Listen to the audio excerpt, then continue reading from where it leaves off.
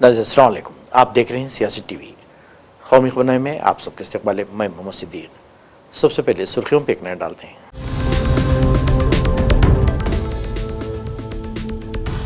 लोकसभा और राज्यसभा की कार्रवाई गैर मुय्यना मुद्दत के लिए मुलतवी, 8 बिल मंजूर। किरण रिजिजू ने फराहम की तफसीलात।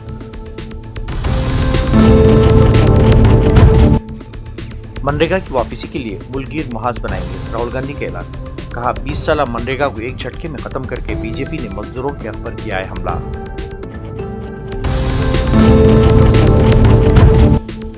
शरीफ उस्मान हादी की मौत के बाद बांग्लादेश में तशद्दुद जारी, सहाफी कत्ल, हिंदुस्तानी सफारतखाने पर हमले की कोशिश। हिंदुस्तान ने जाहिर की तशवीश, अपने शहरियों को एहतियात बरतने का दिया मशवरा।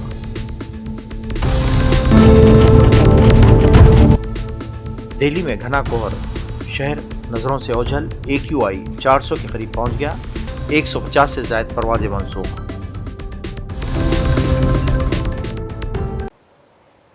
नई नीति सुर्खियां, अब खबरों की तफसील पेश है। पार्लियामेंट के सरमाई इजलास के अख्ताम पर लोकसभा और राज्यसभा की कार्रवाई जुम्मे को गैर मुय्यना मुद्दत के लिए मुलतवी कर दी गई। 1 दिसंबर को शुरू होने वाले इजलास में कुल 15 नशिस्तें हुई और 8 बिल मंजूर किए गए, जिनमें मनरेगा की जगह तरक्की याफ्ता हिंदुस्तान जी राम जी और जौहरी तवानाई के शोबे को आज़ाद करने से मुताल्लिक़ अमन बात शामिल हैं। इस इजलास में इंतखाबी इस्लाहात और वंदे मातरम की 150वीं सालगिरह पर भी 2 खुसूसी बातचीत की गई। पार्लिमानी उमूर के वज़ीर किरण रिजिजू ने इस हवाले से तफसीलात फराहम की। बहुत बड़ा काम आने वाला है। सबसे पहले 2 महत्वपूर्ण चर्चा जो हुई, वंदे मातरम हमारा देश का शान, हमारा जोश, देश के लिए काम करने का जो समर्पण, इसको एक तरीके से उजागर करते हुए 150 वर्ष पूरा होने पर बंकिम चंद्र चट्टोपाध्याय जी को याद करते हुए वंदे मातरम को हम लोगों ने मनाया और बहुत लंबा चर्चा हो करके हम लोग ने एक तरीके से फिर से देश में देशभक्ति का एक जागरण को आगे बढ़ाया है।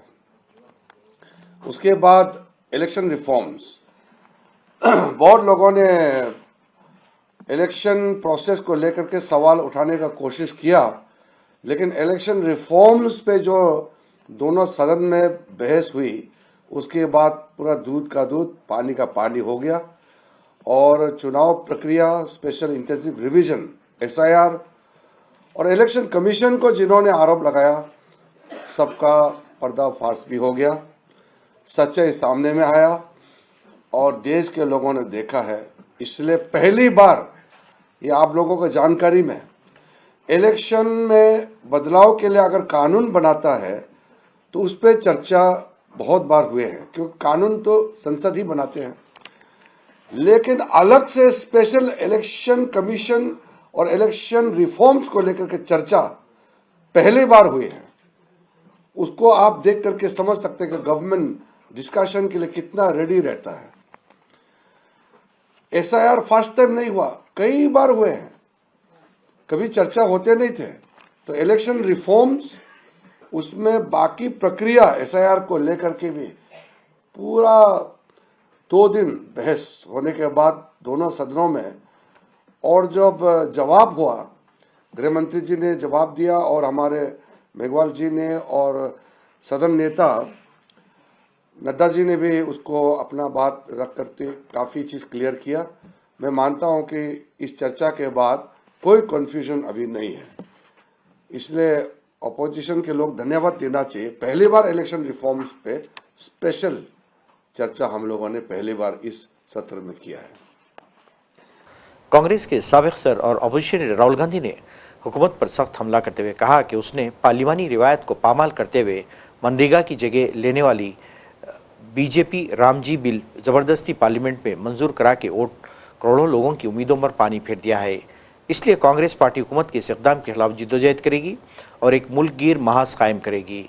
लोकसभा में अपोजिशन रहनुमा ने कहा कि देही हिंदुस्तान की उम्मीदों को ख़त्म करने वाली हुकूमत की इस स्कीम को कामयाब नहीं होने दिया जाएगा और जिन लोगों को माशी तौर पर कमज़ोर करने की साजिश की गई है, इनके साथ खड़े होकर हुकूमत पर मनरेगा की वापसी के लिए दबाव बनाया जाएगा।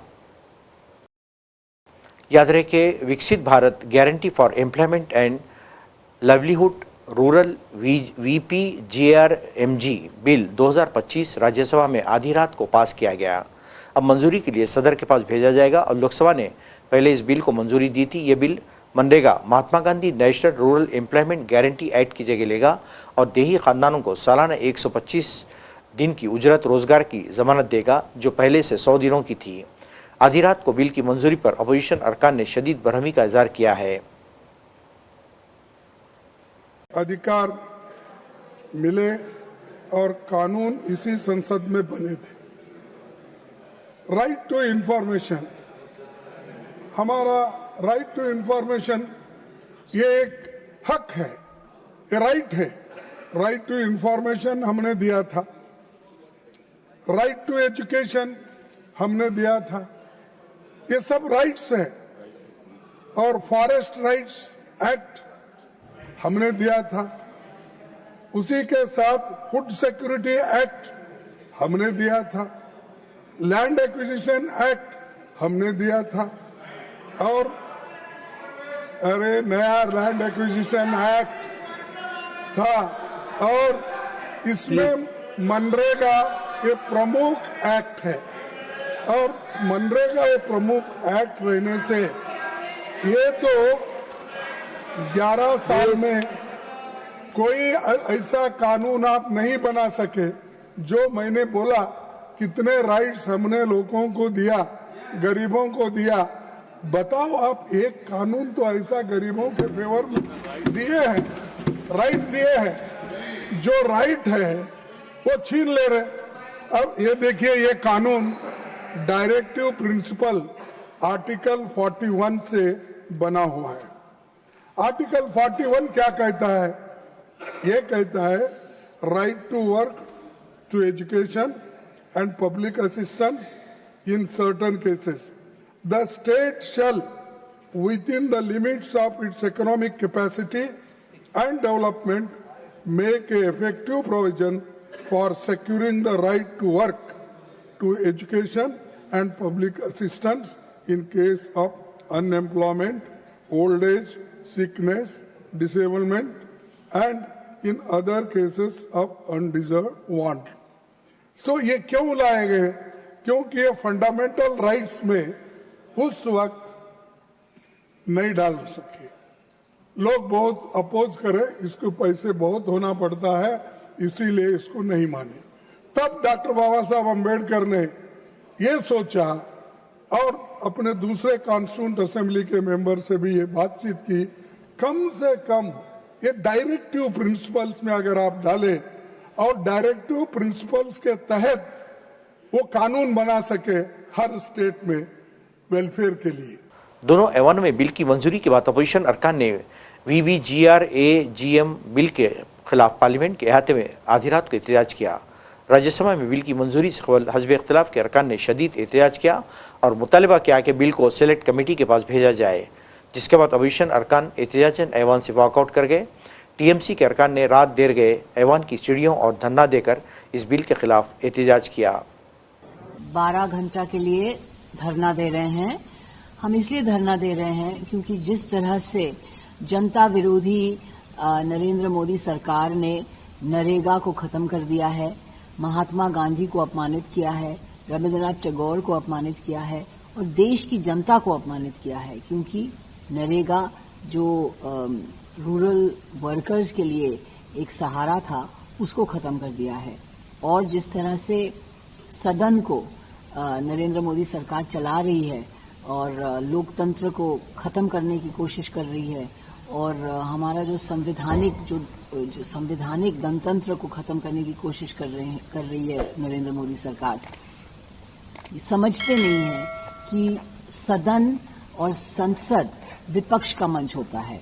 यहाँ विपक्ष काम करता है, यहाँ सरकार आके अपनी बलबूते पर अपने बुलडोज करके लॉज नहीं ला सकती।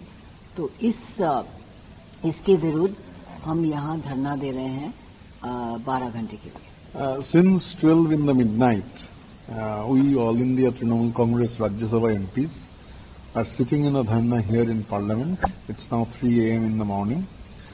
This dharna is against the government at the center, which is running in a fascist mindset, a feudal mindset, the way in which this Manrega thing happened in the parliament, this is completely unprecedented. This government who adores the killer of the father of the nation, they are trying to erase the name Mahatma Gandhi from this scheme, which scheme is a most beneficial scheme for the rural people in our country.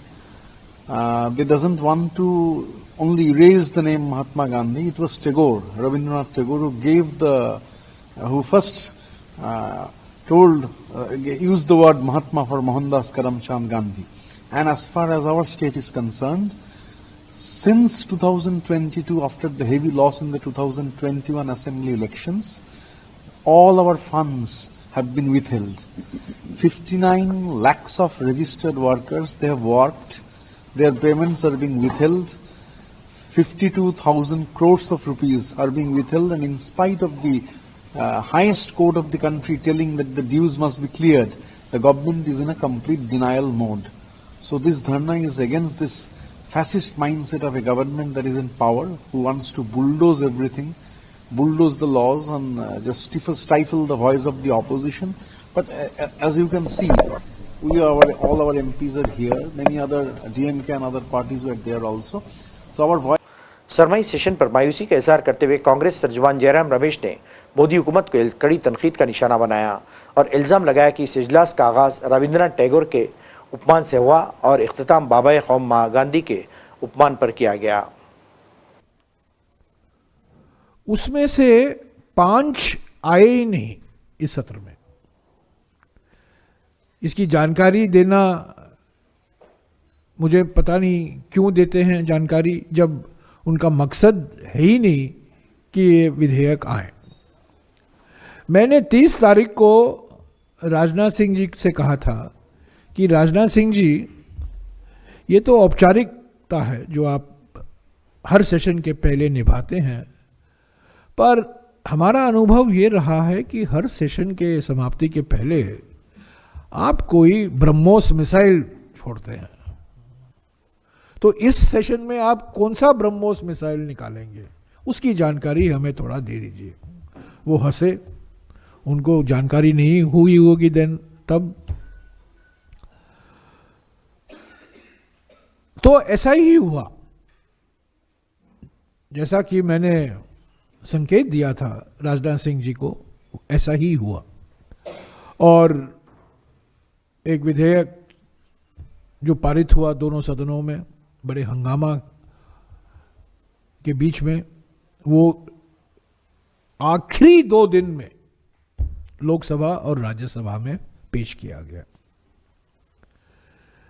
2 ऐसे विधेयक हैं जिसकी मांग विपक्ष ने की थी कि इसको कमेटी में भेजा जाए, और हमारी छोटी सी उपलब्धि है कि ये 2 बिल, एक सिक्योरिटीज बिल और दूसरा जो हायर एजुकेशन कमीशन बिल है, उस समिति को भेजे गए हैं।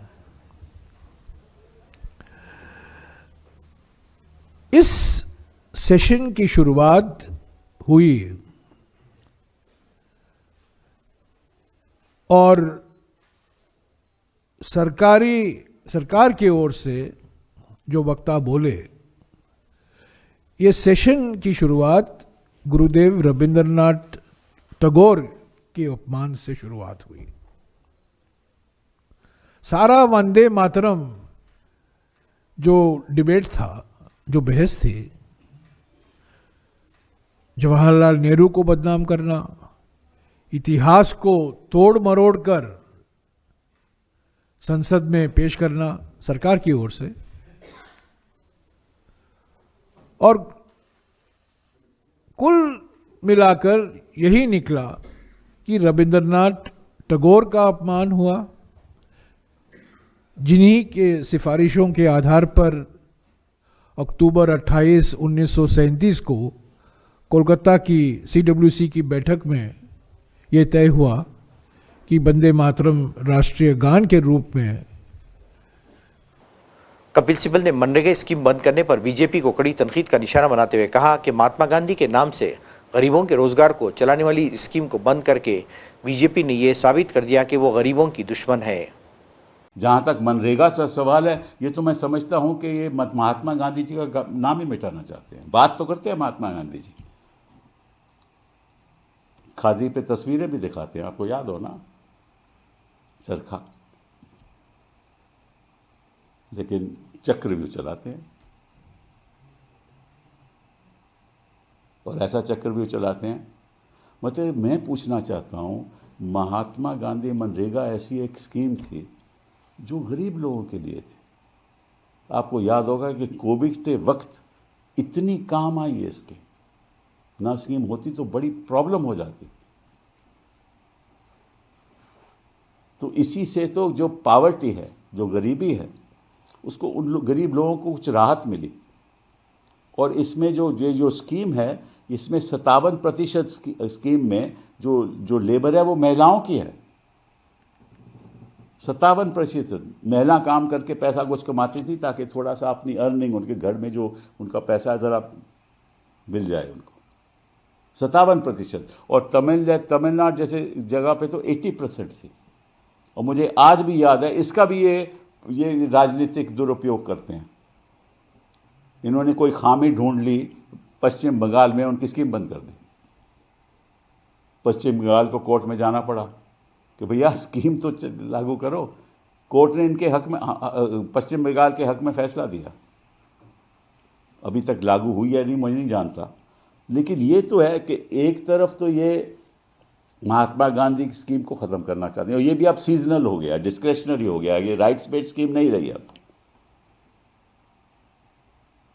और सबसे जो दुख की बात यह है कि इस स्कीम के अंतर्गत केंद्र सरकार की जो कंट्रीब्यूशन है वो 90% थी, मटेरियल के ऊपर और लेबर के ऊपर 90%। और जो राज्य सरकार थी उसकी कंट्रीब्यूशन 10% थी। तो इन्होंने कहा कि अब स्कीम जो होगी उसमें जो केंद्र की कंट्रीब्यूशन होगी वो केवल 60% होगी और राज्य सरकारों की कंट्रीब्यूशन 40% होगी। राज्य सरकारों के पास तो पैसा ही नहीं है, तो स्कीम कहां से लागू करोगे? तो सीजनल 40% कंट्रीब्यूशन राज्य सरकारों की, और कहा है कि 100 दिन की हम 125 दिन की हम गारंटी करते हैं। कहां से गारंटी करेंगे? समाजवादी रहनुमा अखिलेश यादव ने यूपी की बीजेपी पर सरकार को कड़ी तनकीद का निशाना बनाते हुए कहा, योगी सरकार हर महाज पर नाकाम हो चुकी है और अपनी नाकामियों को छुपाने के लिए नए नए खेल खेल रही है। इन्होंने SIR की तशवीशनाक करार देते हुए कहा कि SIR जिस अंदाज में कराया जा रहा है वो इलेक्शन कमीशन ऑफ इंडिया को मशकूक बना देता है। इन्होंने कहा कि SIR में खुलकर बीजेपी के एजेंडे पर काम किया जा रहा है कि आखिरकार है कहां वो बुलडोजर। और मैं डेटा के साथ कहता हूं 22 या 24 जगह बुलडोजर चला है। हमारे पूर्व मंत्री जी भी अभी बता रहे थे, अम्बेडकर नगर में एक का घर गिरा दिया, और घर गिराने पर जो अनलॉफुल थिंग है, मतलब लीगली राइट नहीं है, तो अब सब प्रशासन लगा हुआ है समझौता करने में। और याद होगा महाराजगंज में चीफ जस्टिस ऑफ इंडिया ने कहा कि दोषी लोगों के खिलाफ कार्रवाई के साथ साथ जो नुकसान हुआ है 30 लाख की वो भरपाई की जाए। लेकिन यहां जब हजारों करोड़ का मामला है वहां पर सरकार चुप है, और 22 या 24 जगह बुलडोजर चला है पूरे उत्तर प्रदेश में बड़ी बड़ी घटनाओं में। उसमें 22 लोग पीडीए के लोग हैं, 22 लोग पीडीए हैं जिनके ऊपर बुलडोजर चला है। 24 में 22 लोग पीडीए हैं।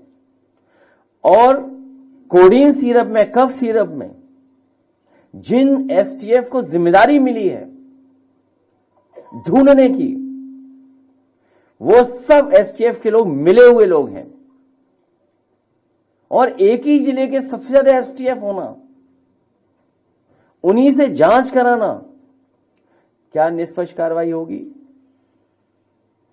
ये सरकार कफ सिरप के लोगों के साथ मिली हुई है।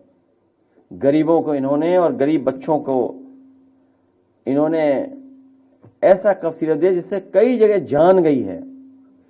जब हम लोग जानकारी करते हैं, अखबारों में पढ़ते हैं, और ये हमारे क्षेत्र में कॉन्स्टिट्यूंसी हमारी है, वो हिस्सा है, वहां भी बच्चों की जान जा चुकी है। और जो डॉक्टर्स हैं वो तैयार नहीं है कहने के लिए, क्योंकि उन पर भी दबाव है नौकरी का। वो जानते हुए भी सच स्वीकार नहीं कर रहे हैं कि इस कफ सिरप की वजह से ही जान गई है। 2 बच्चों की जान गई है अभी हाल में जो आई बात। तो ये सरकार जानबूझ करके अपने लोगों को बचाने का काम कर रही है। शरीफ उस्मान हादी की मौत के बाद बांग्लादेश में जारी तशद्दुद ने शिद्दत इख्तियार कर लिया है। मुख्तलिफ शहरों से सामने आने वाली ताज़ा इत्तलात के मुताबिक सहाफ़ियों को बराह रास्त निशाना बनाया जा रहा है। सिफारती तनसीबात के अतराफ बदअमनी फैल रही है। तालीमी इदारे भी सियासी कशमकश की जद में आ गए हैं, जिससे मुल्क में अदम इस्तेहकाम नज़र आ रहा है। उधर बंदरगाही शहर चटगांव में भी हालात कशीदा हो गए, जहाँ हिंदुस्तानी असिस्टेंट हाई कमीशन के दफ्तर के बाहर तशद्दुद की इत्तला मिली है। पुलिस के मुताबिक जुम्मे की अलग सुबह खुलशी इलाके में वाक़ दफ्तर के बाहर जमा मुश्तइल मुजाहिरीन ने पथराव किया और अहाते में तोड़फोड़ की। इन हालात के पेश नज़र बांग्लादेश में मौजूद हिंदुस्तानी शहरियों और तलबा के लिए तशवीश में इजाफा हो गया है। ढाके में वाक़ हिंदुस्तानी हाई कमीशन ने एक नोटिस जारी करते हुए बांग्लादेश में मुक़ीम हिंदुस्तानी बरादरी के अफराद और हिंदुस्तानी तलबा से गैर ज़रूरी सफ़र से गुरेज करने की अपील की। हिंदुस्तानी सिफारती मिशन पर हमले को लेकर हिंदुस्तान में तशवीश पाई जाती है। शशि तरूर ने भी इन हालात पर तशवीश जाहिर करते हुए कहा कि मोदी हुकूमत को इस सिलसिले में फ़ौरी इक़दाम करने होंगे और अपने शहरियों की जान और माल की हिफाजत को यकीनी बनाना होगा। Because of this violence, they've had to shut down 2 of the visa centers, which is a disappointment because Bangladeshis who want to come to India, they are the ones who've been complaining that they're not getting visas as easily as before, and now these situations are making it difficult for our government to help them. So I'm hoping that normalization will happen sooner rather than later, and I would call upon the people and government of Bangladesh to place some value in this close relationship with their neighbor. As Vajpayee Sahib famously said about Pakistan, we cannot change our geography. We are where we are, they are where they are, they should learn to work with us. Sir, the National Conference leader has also given a statement that India also needs to be on alert because the young generation are also, raising certain matters here. So similar situation can In Bangladesh? In India. What has happened in Bangladesh, that can also, the similar situation can erupt in India. No, listen, we are a democracy, we have various ways of expressing our points of view, we have various outlets, so I'm not worried about a similar situation. We are not Bangladesh. But at the same time, we have an interest in making sure there is a peaceful and prosperous Bangladesh. Sir, Bharat सरकार से क्या आप expect करते हैं, कैसे intervene करना चाहिए? No, I think the government will have to monitor the situation very carefully. They will certainly, at the level of the High Commission in Dhaka, reach out to the government and the authorities in Dhaka and request them to do whatever they can to calm down the situation. It is not at all welcome that our Assistant High Commission, which is like the name given to our consulates in smaller towns, Rajshahi, Khulna and so on, that they should be affected by these protests. It is also the responsibility of the host government to ensure that our facilities are protected and are safe. I think both sides should have an interest in maintaining a good relationship, and we should work to ensure that. Sir, your committee has recommended that express concern over situation of minorities, expanding Chinese footprint, addressing security concern affecting Northeast India. What's your comments on that? No, so we are obviously concerned, and there are irresponsible elements in Bangladesh who are saying very, very silly things. You saw the statement recently from one student leader saying he's going to separate the 7 states from the rest of India. I mean, who is he to talk like this? But there are people doing this. And therefore, we are very conscious that there are such elements running loose. And we hope that there will be some constructive action by the authorities to ensure that the fundamental interests of India are not harmed within Bangladesh, just as we will also take care to ensure that we are supportive of stability and peace and democracy in Bangladesh. कौमी दारुल का दिल्ली जुमे की सुबह जहरीली smoke की मोटी चादर में लपटा हुआ नजर आया, जहां हवा का मैार मजीद ख़राब हो गया है। वहीं हद बसीरत 50 मीटर से भी कम रह गई है। महकमे मौसमियात के मुताबिक शहर के हवाई अड्डों पर निहायत घनी धुंध छाई रही। सफदरजंग एयरपोर्ट पर हद निगाह 0, जबकि पालम में 50 मीटर रिकॉर्ड की गई है। सुबह 5:30 बजे महकमे मौसमियात ने अगले 2 से 3 घंटों के लिए दिल्ली के तमाम अजला में इंतहाई घनी धुंध के पेशनगोई की है। जुमेरात की दोपहर 3 बजे के बाद हद बसर में कमी आना शुरू हो गई है। दोपहर में साफ और रोशन धूप के दौरान हद निगाह 800 मीटर थी, जो अगले 12 घंटों में बतदरीज घटती हुई जुमे की रात 2:30 बजे 50 मीटर तक पहुंच गई। माहिरीन ने 4 ता 6 किलोमीटर फी घंटे की रफ्तार से चलने वाली निस्बतन पुरसुकून मगरिबी हवाओं को हद निगाह में कमी और फ़िज़ाई मैर की बिगड़ती सूरत-ए-हाल का सबब करार दिया है। दिल्ली के इंदिरा गांधी इंटरनेशनल एयरपोर्ट पर घने कोहर के सबब जुम्मे को अब तक 150 से ज़्यादा परवाज़ें मनसूख हो चुकी हैं। दिल्ली में गुज़िश्ता रात देर से ही घना कोहर छाया रहा। रात तकरीबन 9 बजे के बाद से हद बसीरत कम होने लगी थी और आधी रात के बाद से कैट तरीक़ेकार के मुताबिक परवाज़ें चलाई जा रही हैं। शुमाली हिंदुस्तान के दीगर हिस्सों से भी घने कोहर की इत्तलात मौसूल हुई हैं, जिसके सबब बड़ी तादाद में आने और जाने वाली परवाज़ें मुतासिर हुए हैं।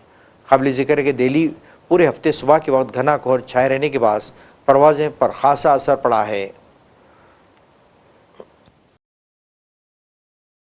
नाज़रीन, आखिर में सुर्खियों पे एक और नज़र।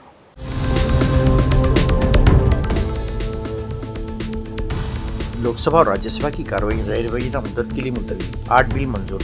किरण रिजिजू ने फराहम की तफसीलात।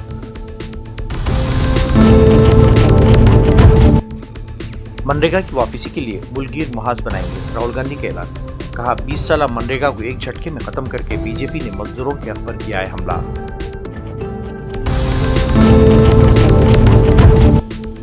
शरीफ उस्मान हादी की मौत के बाद बांग्लादेश में तशद्दुद जारी, सहाफ़ी कत्ल, हिंदुस्तानी सफारतखाने पर हमले की कोशिश। हिंदुस्तान ने ज़ाहिर की तशवीश, अपने शहरियों को एहतियात बरतने का दिया मशवरा।